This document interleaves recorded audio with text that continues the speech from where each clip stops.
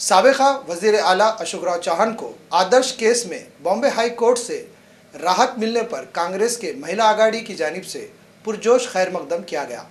अशोक चौहान को राहत मिलने के फैसले पर शहर और ज़िले में ज़बरदस्त जश्न का एहतमाम किया जा रहा है। कांग्रेस महिला अघाड़ी की ज़िला चेयरपर्सन पुनीता सुनील सिंह राउत की क़ियादत में सैकड़ों महिला वर्कर्स ने आज एक दूसरे को मिठाइयाँ खिलाकर अपनी खुशियों का इजहार किया। इस मौके पर MCN उर्दू से बात करते हुए श्रीमती रावत ने कहा कि बॉम्बे हाई कोर्ट का फैसला काबिल मुबारकबाद है। हमें पूरा भरोसा था कि अशोक चौहान ज़रूर इस मामले में बेकसूर पाए जाएंगे। श्रीमती रावत ने इस उम्मीद का इजहार किया कि कांग्रेस आने वाले असम्बली इंतखाबात में ज़बरदस्त कामयाबी हासिल करेगी और अशोक चौहान दोबारा महाराष्ट्र के वज़ीर आला बनेंगे। हमारे भूतपूर्व मुख्यमंत्री तथा विद्यमान खासदार श्री अशोक राव जी चौहान को आदर्श केस में आज बड़ी राहत मिली। हम सब इसका स्वागत करते हैं।